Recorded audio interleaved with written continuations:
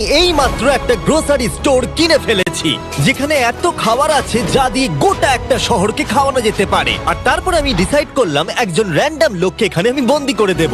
যতদিন তুমি এখানে থাকবে এই গ্রোসারি কার্টে করে আমি তোমাকে $10,000 করে দিয়ে যাবো। এটা তো দারুণ ভাই, তাহলে চলো। ঠিক আছে, এটা আমি 24 ঘন্টা পরে দেবো। ও, okay. এই চ্যালেঞ্জটা অ্যালেক্সকে লিটারালি মাল্টি মিলিয়নিয়ারও বানিয়ে দিতে পারে। তার মানে হলো ও এখানে 1 বছর থাকতে পারে। আর এটা শুরু হলো এখন থেকে। ঠিক আছে, জিমি চলে গেছে।